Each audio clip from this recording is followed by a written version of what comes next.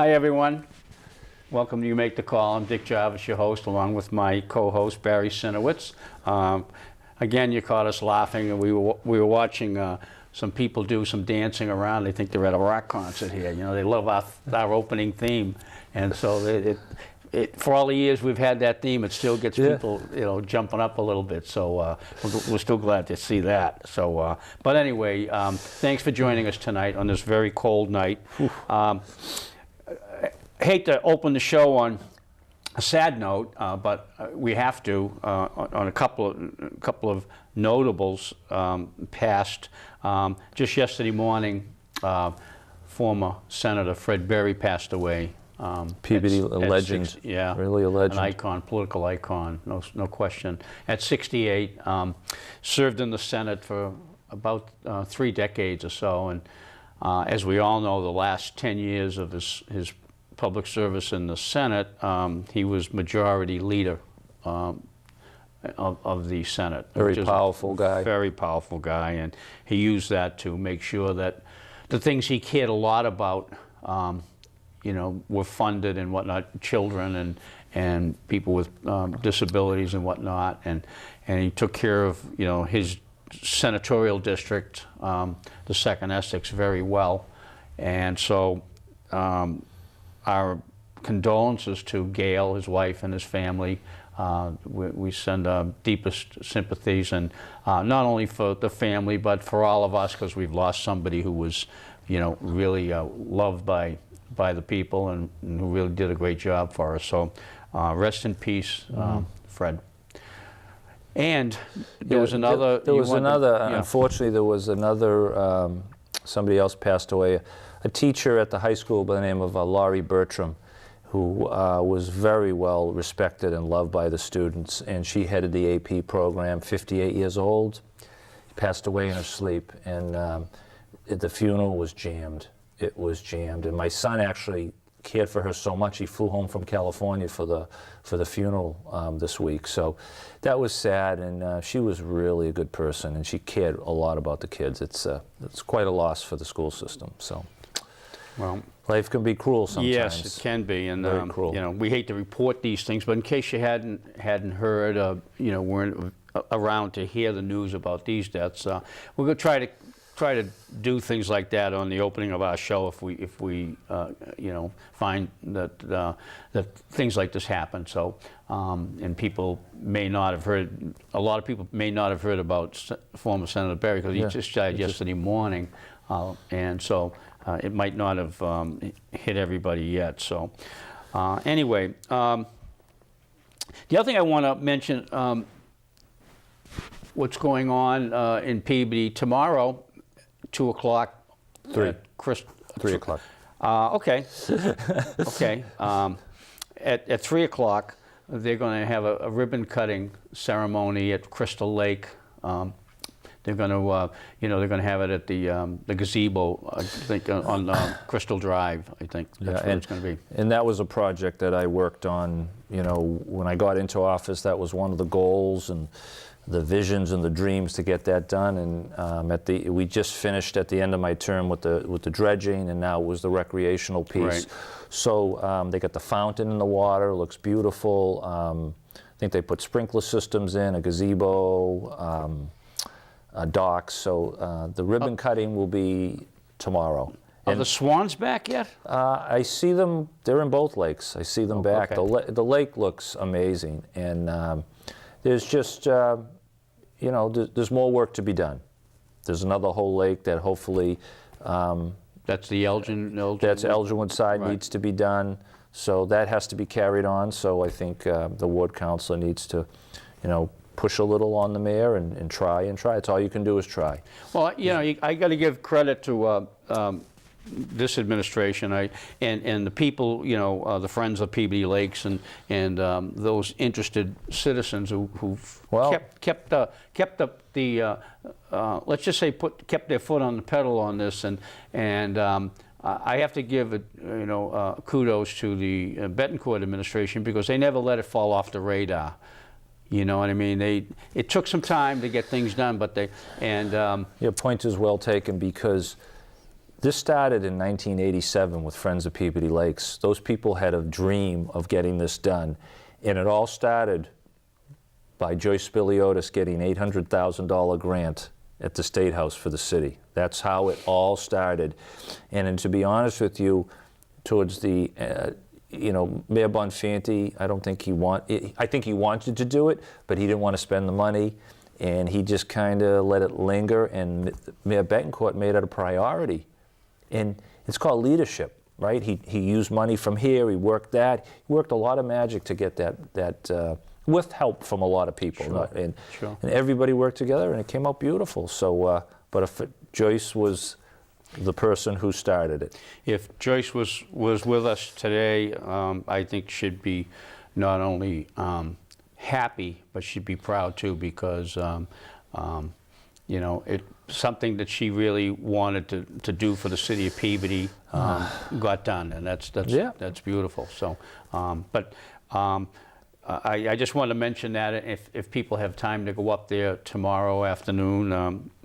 I think I may even journey up there myself. Wear long underwear. Yeah. I may even journey up there myself because, I've kind of forgotten about that project, too long too, I think. So, but anyway, so that's happening. And then I just wanted to follow up at our last program. We talked about, giving you a little summary on the election and all that. And I thought about it since the election, and I don't want to go over, beat a dead horse again. But I will say this for those of you who either didn't see it or hadn't caught up with the news.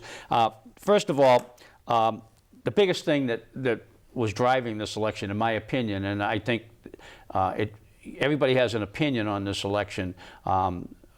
Some experts think it was the national politics that was driving the voter turnout. Mm-hmm. Some people think it was the ballot questions, mm-hmm. So I think it was the ballot questions myself. That's what I think. So the ballot questions, I'm just going to give you ballot question one, which was the biggest one that was in the papers for weeks and weeks and weeks, and we talked about the mass amount of money that was spent on that question one, and that's the nurse to patient ratio, and that was roundly defeated. It was a 70-30 vote, 70%. It was a no vote. And it was barely, it was 29% really, but close enough to 30, I guess you could call it 30%, voted yes on that. So it was a big loss for the MNA, which is the Mass Nurses Association, which was pushing that question, a yes on that question. So I was surprised how roundly defeated it was. Mm-hmm. I had a funny feeling it was going to lose. Based on all the literature, I got 5 or 6 pieces of literature on that question in my mailbox just before the election, the week before, Tuesday to Tuesday, and I didn't see much on the yes, and so I just had this funny feeling that it was moving in that direction, and I was surprised to see the result on that. The other 2 ballot questions, the creation of a committee to downplay the influence of money in elections, won pretty resoundingly, 71 to 29%. So that was, the voters really wanted that, and again, it has to be tied into the money influencing elections. They want to minimize that, limit it, that type of thing. So that's always a good thing. And then the third question. And then the third question was a gender identity rights question, mm-hmm. And that was easily passed, 68 to 32%. Good news is that the election turned out, for midterm election, turned out 60% in Peabody. That's huge. That is a big turnout. I think, all of you out there are to be congratulated.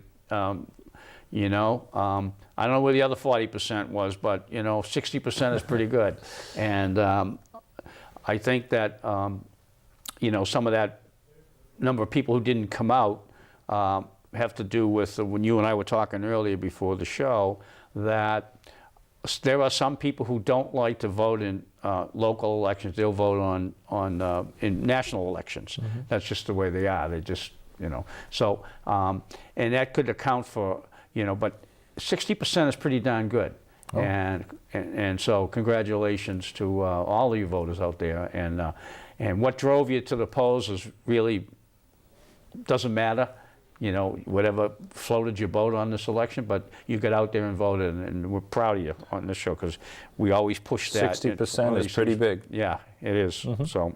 So anyway, but I mentioned there was like no surprises on the election. I mean, the governor won, and the congressional and the Senate candidates from Massachusetts were all reelected.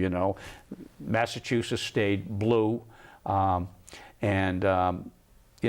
there was one mildly surprising election that I wasn't shocked, but I was mildly surprised at the closeness of the election in Ward 6, the representative that represents you in the House in Ward 6. It was like an 800 or 600 votes, roughly. Was that what it was? Spread. But I couldn't believe it. I said, wow.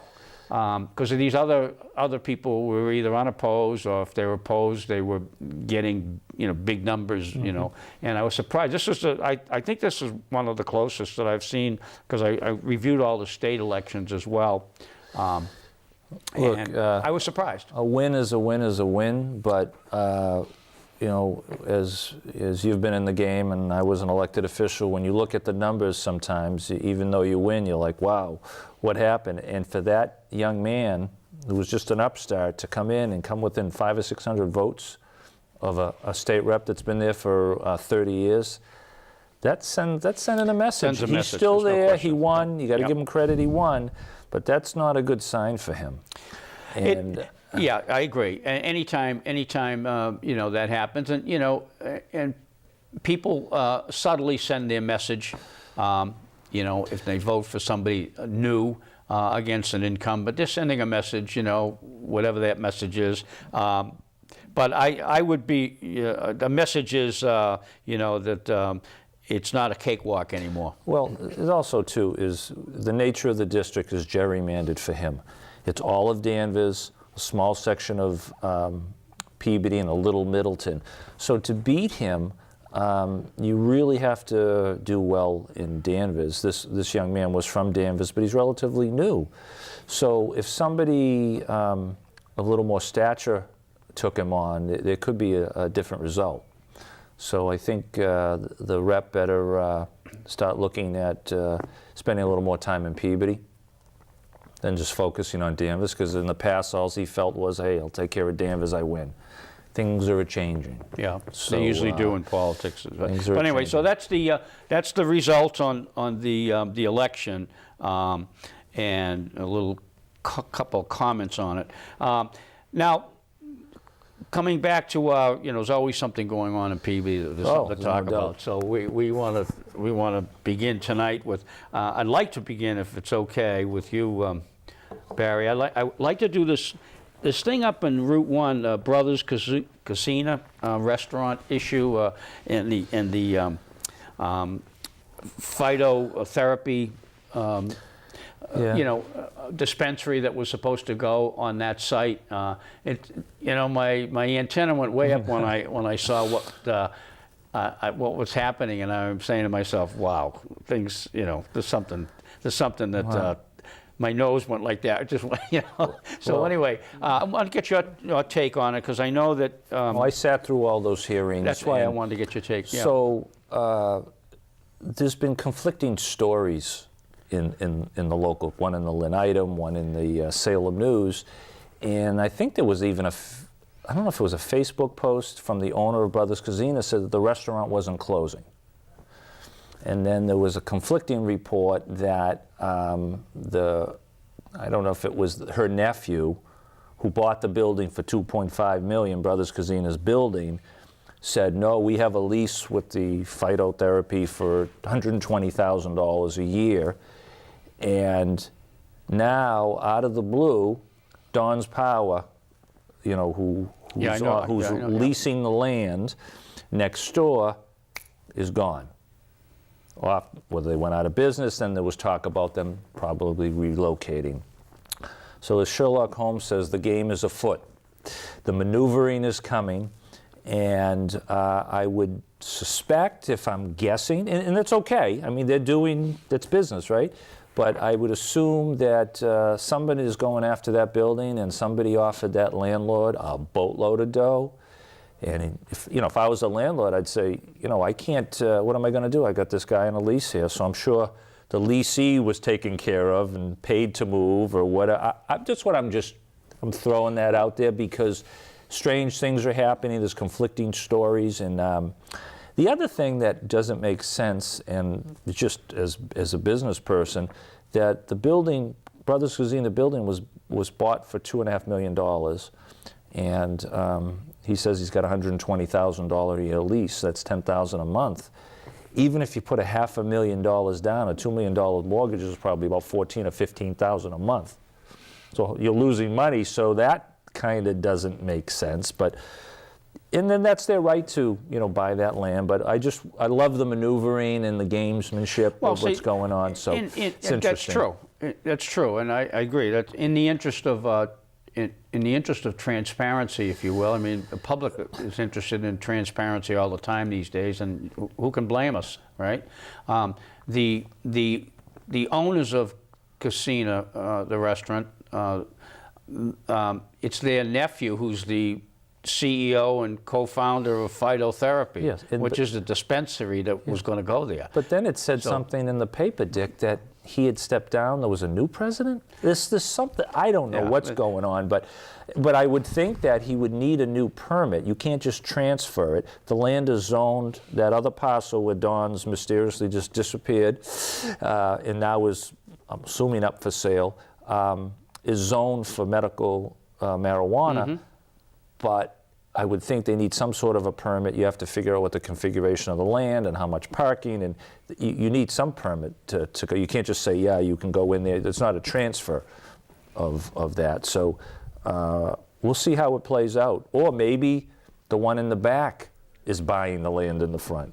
So I actually think there's an easement problem there to get to the back. So maybe this is to stick it to the people in the back if they block I don't know. It's just crazy stuff going on. Just pure speculation. There's a lot of money to be made, obviously. Oh, yeah. There's a lot of money to be made, and it's difficult enough as it is with these dynamics. But when you have people who are close to each other, in fact, related to each other, who are part and parcel of this whole thing, it does raise some eyebrows and some red flags, and I hope the city, is, because it's already been approved. The council's already passed this phytotherapy for that location, for that lot. Yeah, for that. If location. It moves to the other lot, I would think that they'd have to come back to present a plan, because they're going to have to tear down the whole existing building, and I don't remember if anything was proposed for that land. Not so, as further out I get from the council, I don't remember remember it all. But if you want to get rich, it's either you sell the pot, which is all cash business, or you sell chicken kebabs, because you see all the restaurants getting busted for tax evasion. One in Salem, Peabody, Beverly millions and millions of. It's phenomenal how much profit is in there.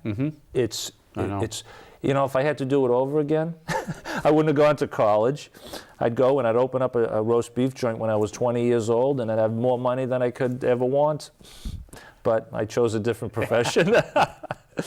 a more time-consuming profession. Roast beef with sauce. But so it's just, we bring it up because this is going to be an issue going forward. They're going to go back to the council now with a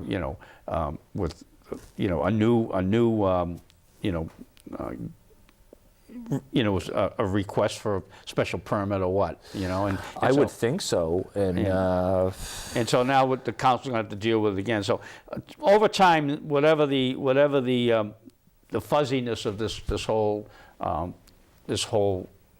shenanigans going on up there, it'll get clearer and clearer and clearer. So right now, no one's talking much except, you know, as you mentioned, I guess Brothers Casino's website. And you know when it's quiet, when it's silence, and you don't hear anything for a long period of times, it's bubbling.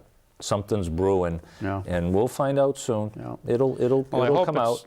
I hope it's above board, legit. Oh, I think it would be. I think there's just a lot of maneuvering to get what they want. Yeah. You know, and that's the game, and they're not doing anything wrong. I don't think they're doing anything wrong. It's all legit, but you know, I just found it.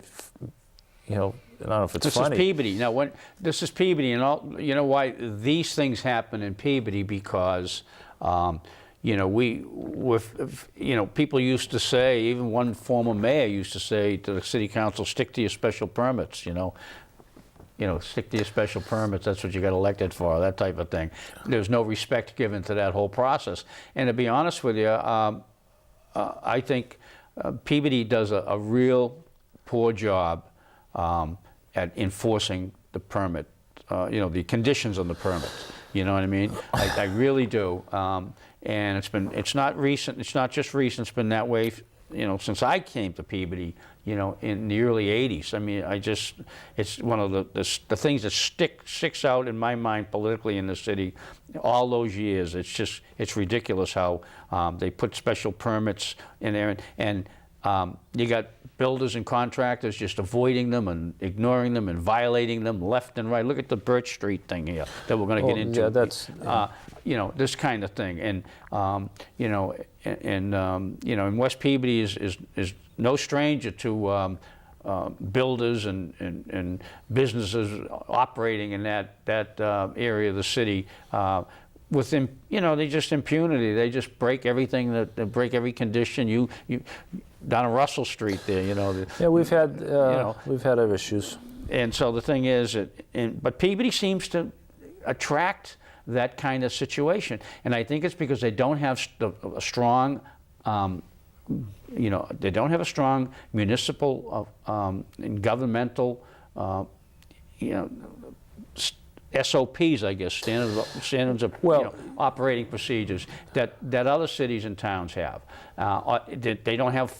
Do they have anybody? Do they have enforcement people in the city? Well, part of the thing is the mayor had created 2 positions for enforcement code officers. I think they were part-time, and they were going to bring 2 people on. I haven't heard anything about that, if they've been brought on. But, you know, there's so many things going on, and there's only so many inspectors, right? So what usually happens is when it turns into a you-know-what type of a show is when finally when the phone calls come in, but and then it's too late. It's too late. Or just even, you know, there was a guy on Lowell Street has a used car lot. I don't know if his permit was for 25 or 30 cars. I must have counted 50 when I drove by. I remember that. You know, and it's not my ward, so I'm not going to go looking for trouble. But if I notice it, other people notice it too.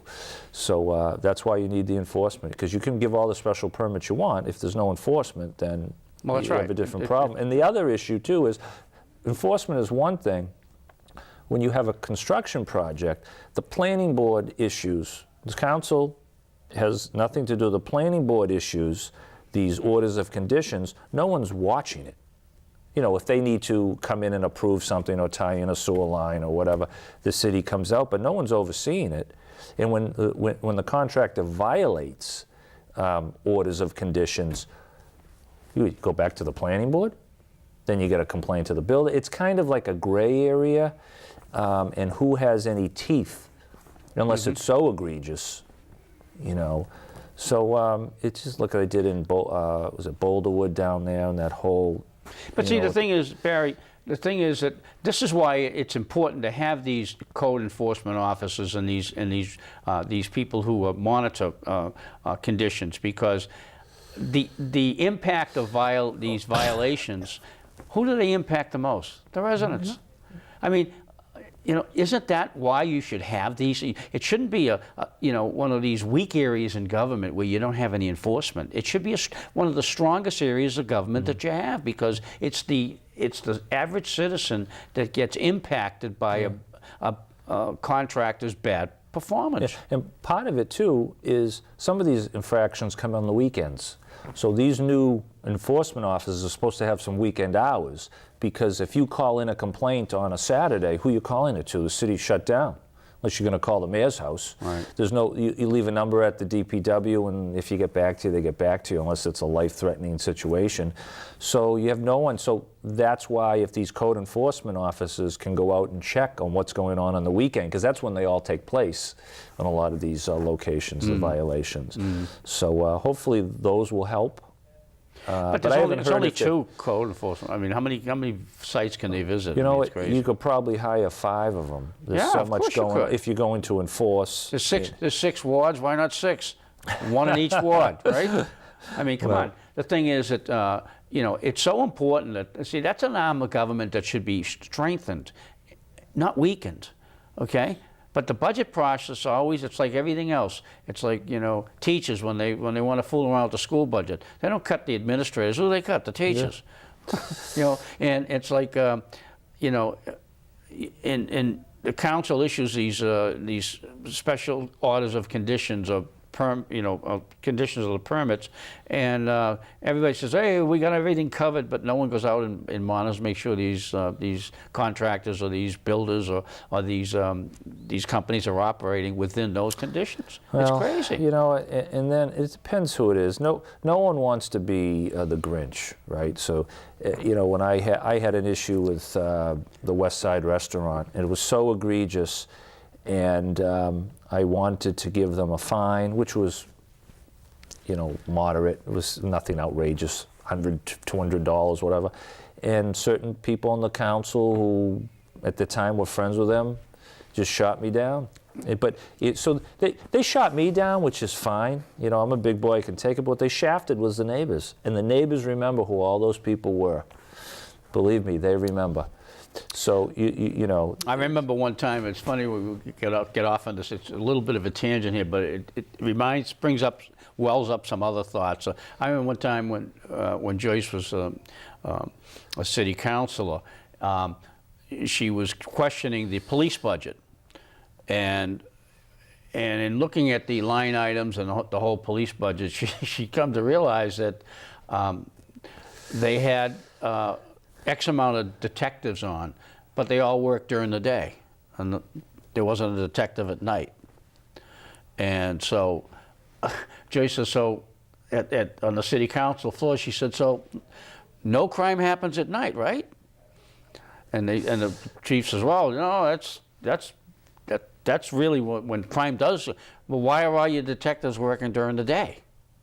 Why are they 9 to 5? Well, you know, you remember. Okay, you remember Joyce? How she? Joyce didn't take it from anybody. That's why it just brought me back to that issue there. But anyway, caller, you're on. Caller.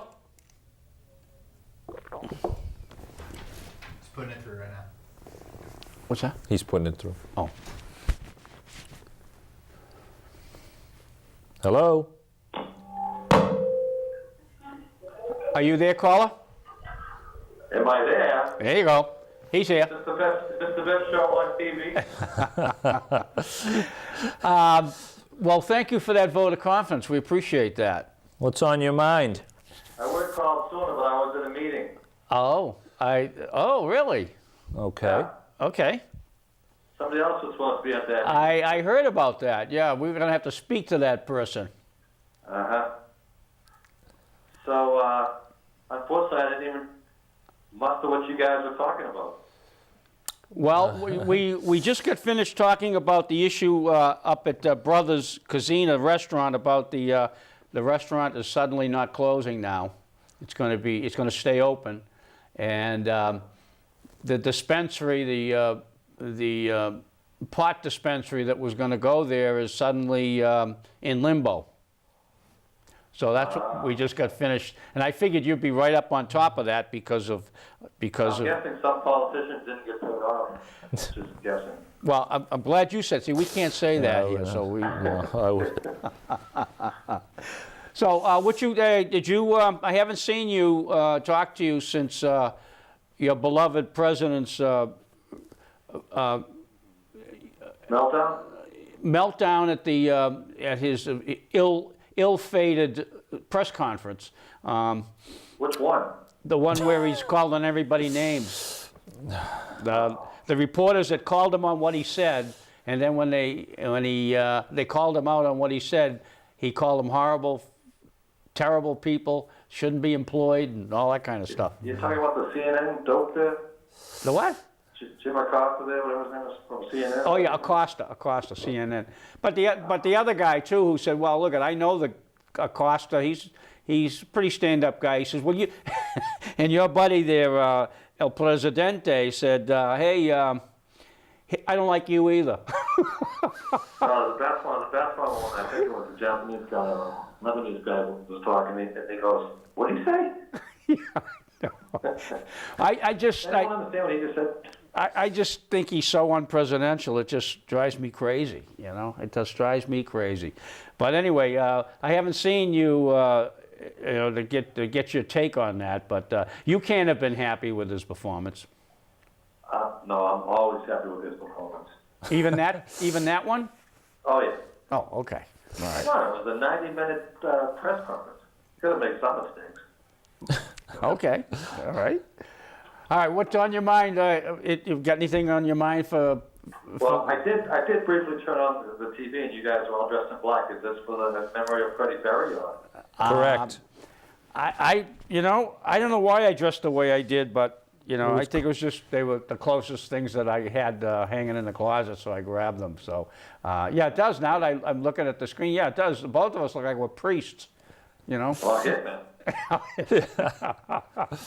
But no, I don't think it's anything other than the fact that I just grabbed what was near me and that was it. So yeah. I got lazy. So anyway, what else is on your mind? Anything? You got anything? Well, I'd like to say that Freddie Barry did a fine job with Peabody, I think. Yeah, he did. Did a good effort. Yeah, absolutely. Absolutely. I didn't realize that he was in the Senate 30 years. I didn't realize that. You shot it out. What happened? Otis was in about 40. Oh. Yeah. He just got reelected again. Yeah, we talked about that a little bit, about the closeness of the election. So, that was a real close election for, so I know, maybe that's a message, maybe the voters are saying, hey, you might be wrapping yourself up a little bit for retirement or whatever. Or maybe they just not happy. He's got to be about 65, I guess. Oh, at least. I would think he's probably late. Is he 66, 67 years old? I don't know. Yeah. The only way he's leaving is feet first. But I think, it does send a message, regardless of how old he is. I mean, I think it does send a message from the voters that, they may want to change. They're sending some kind of message. I'm not sure what it is, but it's going to only be one or two things. But it's not good for him to that's a real close election for him. I was thinking of running. But if they're going to go back to my high school days, I don't have a chance. Yeah, yeah. The camera goes all the way back these days, and everything you ever said since you were in the 5th grade, they'll have recorded. So you don't have a shot. If you got in a bar fight, you're in trouble. You don't have a shot. So just walk. Yeah. Yeah. But anyway. We got a couple of other issues, so unless there's anything really burning on your mind, I'll see you soon. All right, have a nice Thanksgiving. Yeah, you too. Well, I'll see you before then. So. Take care. All right, man. All right. Take care. All right. Thanks. So we were going to move on to another issue. And right. I wanted to. I don't know if you had known about it, Dick, but there was a meeting about Rousselot. Rousselot used to be East Magellan. Over here, East Magellan, right. And there's been a big issue. There's always been an issue with odors, but I guess this summer, with the high humidity and the heat, really made it worse. And it's been impacting some of the neighborhoods. A lot of the neighborhoods in Ward 4, which is butts on that side. Right. And then every once in a while, you'd come into the downtown in the morning, and it smells like a dumpster fire in Peabody Square, because you're like, where is that smell coming from? So there was a meeting held, they had it at Petrillo's, and the community relations from Rousselot called the meeting. And Well, I think there was a gentleman who does a Facebook page, Keith Doucette, organized the meeting, reached out to them. They reached out to the community. They even invited me to come because they knew you had the show. So they wanted me as a representative of the show. So, and it was a very good meeting. There was 6 counselors there. They couldn't talk. That's a violation of the open meeting law. But Ed Jarvis, give him credit. He's on top of it. And they talked about what they're trying to do. At least they're reaching. I don't know if there's anything they can do, but they're trying. And they're trying to work with the neighborhood. And I thought it was a good meeting. It was Now, a good were meeting. the neighbors there? Or was Yes, there was a lot of neighbors there. And they brought in a doctor that they hired to tell everybody that not to worry, that, you know, it's not causing cancer. And I'm like, well, thank God I'm not inhaling that. But I listened to a lot of the conversation, and I've had a lot of experience with that in my life, with odors and chemicals and all that. And so I let everybody speak. I waited to the end because, you know, and I'm not a counselor anymore, so I don't have that oomph, but I am a citizen and I can speak my mind. And I just said, it's great that it's not causing cancer, God forbid, but odors are everybody's different, okay? We're all human beings, and odors affect people differently. And it smells like lousy storage. It smells like storage-y smell, right? You've been on Lynn Beach at low tide. Oh, yes, I have. Right? So some odors like that can give you a headache. Some odors like that can make you nauseous. Some can make you dizzy. Some can give you a dry mouth. Some can give you a little irritable in your lungs if you Irritate inhale. your skin, your Irritate your eyes, skin. yeah, So sure. if you're sitting in your backyard having a cookout and you have to go in the house because of it, that's a serious problem. So I got to give Councilor Charis, he was on top of it. We're right with you, caller. And Just one but second, let me finish up. it was just I was great to see the councilors there. They're concerned, and they're trying to work with the neighborhood to solve it. Hopefully they can. But a lot of neighbors there. We can get back on this, but let's take this call. Caller, you're on. Hello, Hi. Hello. how are you? Good. Good. My name is Kay, and I'm calling to ask you if you know why Bob Crotchy is not on the program, and is he coming back? Yeah, you had called once before. Yes, and I didn't get an answer, and I'm wondering, because I've missed him, and I'm wondering if he is coming back, if you know anything about it. I'm going to give you the same answer that I gave you before, okay? All right. And that was that your guess is as good as mine. Oh, you don't know? I don't know, no. He just, it hasn't shown up anymore, so. Oh, all right. I have to tell you that I miss him, but I do enjoy your show. Thank you. Thank you very much. Thanks a lot, Kay. I appreciate You're that. welcome. Bye. Bye-bye. But that lady had called before, and so I don't want to beat a dead horse there. It's just, we have to move on. The show's got to go on, and someone doesn't want to be here, they don't want to be here, so I can't do much about that. So hopefully, Hope he's well. And I've been getting a lot of comments on the show now from people, and they seem to like you. well, she doesn't like me. Oh, I think she does. I think she just liked Bob too. So, but I just think that I just wanted to mention that one more time because I didn't want her to think we didn't give her an answer. I thought I did the last time, but hopefully that'll clear it up. But they're pleased with you, all the comments I'm getting, and so anyway, all right. So now the Rousselot meeting. So there were neighbors there. Now the thing that it's always amazing to me, engineers, scientists. They always tell people, don't worry about anything, that your fears are unfounded. Remember when they vacated the Burke School, one of the floors at the Burke School? Very well. With the I odors. can tell you the whole story. Okay. So why did they do that? If odors don't bother anybody, that type of thing. And I happen to agree with you. I think odors do bother people. People get rashes. They get their eyes burn. But you're sensing that for a reason, and your body's saying, wow, that's horrible. I mean, you know, there's something wrong. If there's a, you know, it can't just always be the same old fallback position. It's the algae and it's the heat and all. It's got to be something more than that. And what you have to remember too is he's hired by the company. Can you imagine if the guy came out and said, you know, this can cause really serious health concerns? You'd have pandemonium and panic, and there'd be lawsuits. If somebody coughs the wrong way, they'd be suing Rousselot. So no one, I've had this with Aggregate. They're not going to admit to anything. It's a huge corporation. They're one of the, years ago it was film for cameras, and that's kind of gone away. Now it's digital. Now, we realize they're making gel caps. They're making the gelatin that go over every pill we take. Food, it's amazing, and it's a humongous industry. There's one other company that are the two leaders in the world, I believe. That's why they need this water supply. And what they're doing is they're getting cow bones, and then they cook them, soak them in lime, debone it, and then they process this water. This is what I got out of it.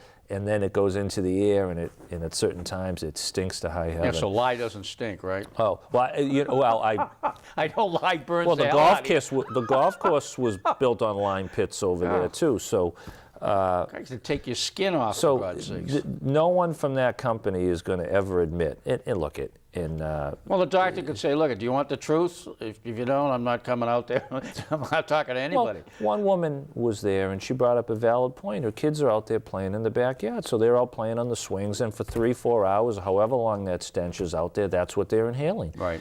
Maybe it's perfectly harmless, and maybe it can cause them to get a runny nose, to give a headache, you know, dizziness. I don't know.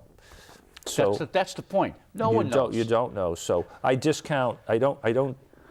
That's exactly the point. You The doctor don't know. come right out with a statement that says, "Don't worry about it. It's harmless." He knows that. If he's a doctor, he knows that everybody has allergies. Not everybody has allergies. Some people have allergies. Some people are allergic to peanuts. Other people. There's got to be a reason for it. So everybody is different. Everybody's individual body is These are different. chemicals. These aren't, you know, of course and that's they why are. all these polluted properties, even like the L. Fine building over there, I mean, that's got chromium, arsenic, lead, vile chemicals that you get into your system just can kill you. Right. Because it might not kill you now. 10 years, you come down with something, you just don't know. So, you know, over time. Yeah. So what was the now? Well, I think final that they set up an emergency hotline. So whenever there's a call, whatever there's an odor or bad odors, somebody can call and reach somebody, so they can start documenting the data and see which way the winds are going and what the chemical, you know. And that's good. I'm not saying, you know, they're cooperating, but whether they can control or enclose that water processing piece of it, I don't know enough about what they do over there. Do you get the sense from attending that meeting that company officials, Rousselot officials, interested in working this thing out? Oh, they were very sincere. They were very sincere, and they took everybody's words to heart, I think. So what's going to happen? Are they going to get back to the? Well, I think that it falls on the counselor to stay on top of it, and probably won't be as bad in the winter because you know it's cold, your windows are closed. This will flare up again probably in the warmer weather. Maybe they get a reprieve unless they can figure out how to contain it. You know, I don't know if there's new technology where they can contain it. I don't know. And you know, when I came to the quarry, I got really knowledgeable about what they were doing. And when they were making asphalt, you would get that burning rubber and asphalt.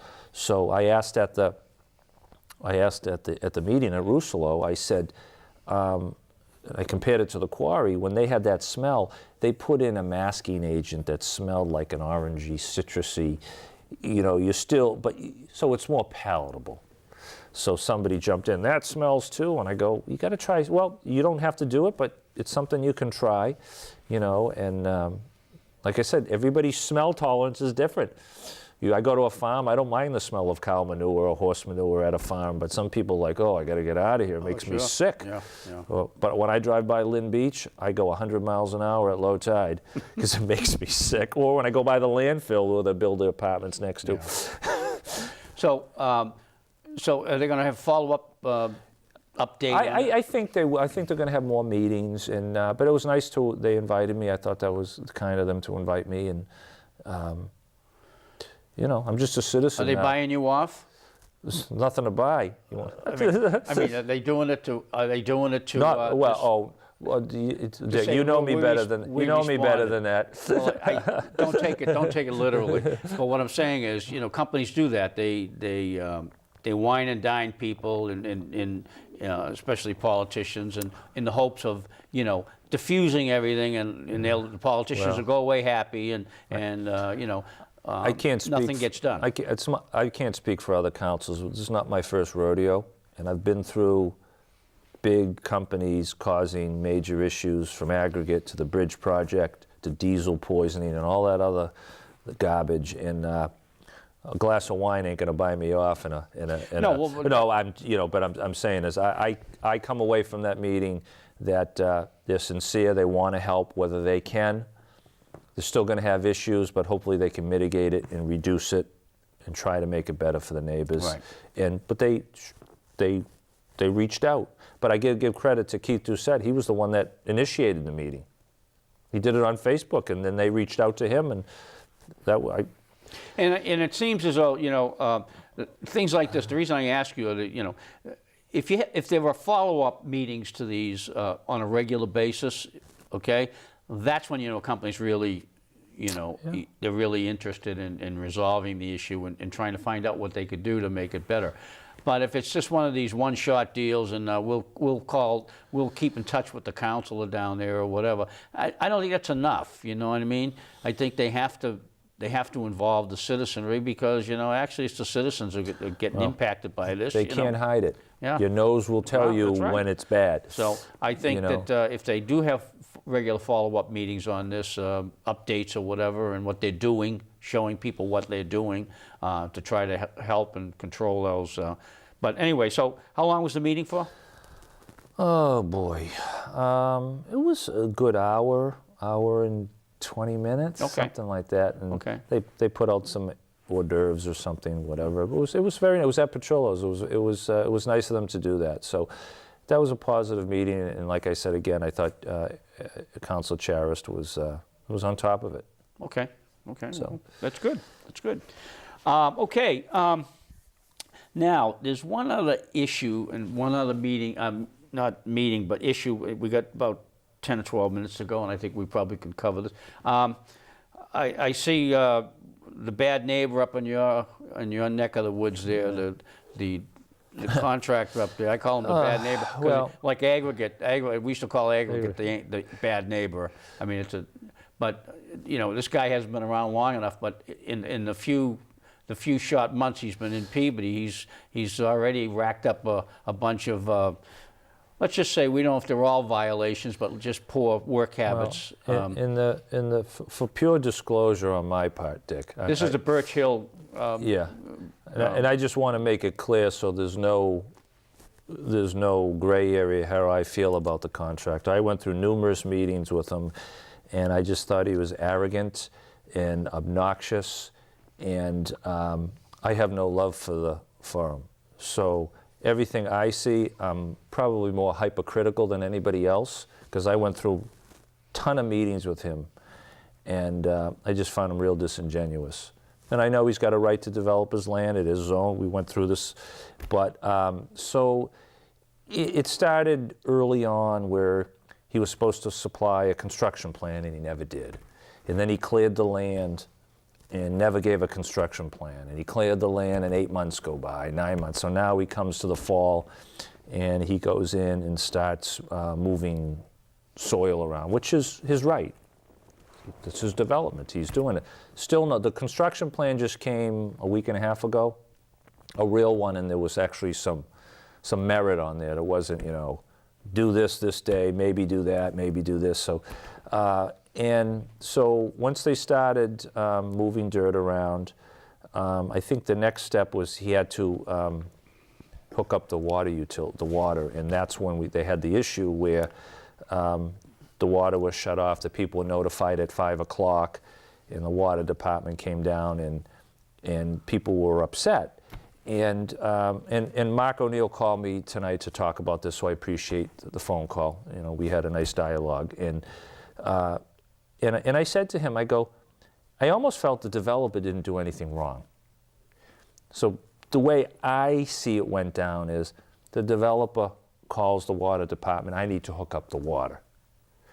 Okay, I'll come down, we'll do it tomorrow. And at 5 o'clock at night, the notice goes on people's doors. So that's certainly, so in other communities, you got to give a week's notice. Unless it's an emergency, right? So they should have put out a notice, whether it's a robocall, a week in advance saying, on this date, we're going to shut the water off from this time to this time. And that never happened. So it caused, and it's the city's responsibility, not the developers. The city owns the utilities, okay? So it's the city's responsibility to notify those neighbors that you're going to shut off their water. And the water department took it upon themselves, and they did it. And the fire department wasn't noticed. And I don't want to jump on that you know, causing no water, but there were some words between the water department and the fire department when there was no notification by the water department. So the city was wrong, and there should have been some SOPs, standard operating procedures. Whenever utilities get shut down, it's a week's notice. You got to do this, you got to do that. And then for all future developments, it's clear. Maybe those are in place. I don't, you know, to be honest with you, Dick, I don't know. I just don't know. Well, you know, I would think there'd be very strong words between department heads when things like this happen. I mean, it's a public safety hazard. You know, if the fire department isn't warned that the water is shut off in an area and there's a fire up there. Well, that is a huge, what people I mean, it's public safety, for God's sakes. People could be need water for dialysis at home. You just don't know what people But we talked got. about this on our last show or the show before. You know, like I said, I don't want to go over old ground. But the thing is, what drives me crazy is, you know, and you said it last show, and I told you then it drives me crazy. You say the developer has he has a right to move his dirt here and on his own property and all this. There's certain things he can do. It's his property, you're right, but he has to do them within the constricts of the procedures of the city. You know, you can't just do what you want because you want a piece of property. You just can't do what you want. This is I'm getting this enforcement thing again. These contractors and developers don't know that the city of Peabody, I guess, has rules, regulations on how to operate. Okay? They can't do it. I can't go home tonight and put up a 50-foot tower on my roof because I feel like it. All right? I mean, come on. And they can't be moving dirt and cutting trees and impacting everybody's damn life around them because they feel like it. They may be mad that they want more money for their property or whatever, or they want to make $1 million. Fine. But that doesn't mean that they can do whatever the hell they want whenever they want to do it. And that's why we have city government, to make sure that people who own their property don't do illicit things, wrong things. Okay? And so when I hear a former city councilor or any city councilor saying, well, you know, I hear this from these councilors. Well, they have a right to. They don't have a right to do anything by themselves. No, he within his order of conditions, but when. But he don't. You were saying earlier he didn't submit any kind of a plan the first time. No, of course. And then we talk about enforcement. So where's the planning board on this? The planning board was the enforcing board that's supposed to come and say, where's the plan? They let it go for 8 months. Does the planning board talk to the council? Say, here, no. these are the conditions we've given. No, they give them to you, but they don't follow up on everything. You know. No, I don't mean that's their responsibility to follow up. It's not the city council's job to follow up on it either. But what I'm saying is, when you got all these conditions being passed back and forth between boards and everything, that's their way of communication, I guess. Then they got to give them to somebody. So will they want somebody's desk? But so I guess the question is, so he doesn't follow through with the construction plan. He approved it in January. We didn't get it till November 1st. And meanwhile, he was trimming, clearing land and moving dirt and all this. So the ward council is like, and I can only like, you know, I know what I would have done in my, I don't know what Mark did, maybe I didn't see it. I would have, if there's no response from the building from the planning board, that there's no construction plan, do you have any teeth on the council to say, what are we doing? Should he be shut down until we get the construction? Is that's part of the order of conditions, is to bring a construction plan, and if he doesn't follow through, because, you know, I said to Mark on the phone, this project just started. You got 5 years of this junk, and with this guy, and if you don't rein him in now, it's going to get worse. And people are throwing comments on Facebook, and some are right and some are wrong. But if you don't control him now and put up and just read him the riot act that I'm not going to tolerate this, he's going to push and push and push. And now there's questions of where trucks are coming. There's too many trucks coming from different angles, and it's very difficult to enforce it. There was the issue of working on the holiday, and so Mark said that he could. I wasn't know if I was in agreement with that. I'd have to look at it closely. But then he was rock crushing. So he wasn't using a rock crusher. He had a hammer on an excavator, started at 7 o'clock on supposedly a holiday. Pounding it down with pounding. Oh, my God. So if you've ever, I'm sure it's obnoxious. You kidding me? But I talked to a woman who called me and said, I don't know what to do because we abut it. Like the quarry is 250 feet down. Right. So when they rock crush, you're not directly. You're on ground level when he's back. So it is rock crushing, whether you're using a machine or you're using a hammer. And she said she was getting dust odors in her house. She's lucky she didn't get a piece of rock come flying through her window. Well, no, he was, well, I don't know what but he was a good distance away, but the dust, right? So she told me her husband has asthma. So I said, what you need to do on tomorrow morning is you call the Board of Health and you get them down here and say, you have a concern about my husband has asthma, we're smelling dust in our house, and this project isn't even started. Wait until they put a crusher in. The house will be covered in soot. So there's things that he's going to try to have to do to mitigate that. And I didn't want them, see, rock crushing isn't allowed by law. It's just not a right. The planning board could have said no rock crushing in that close parameter, and I didn't want rock crushing. And I said no rock crushing, they threw a nutty, and they all overruled me. So Mark's going to have his hands full, and and I had told him tonight, you better stay on top of this guy, because if you don't, he is just going to push and push and push, and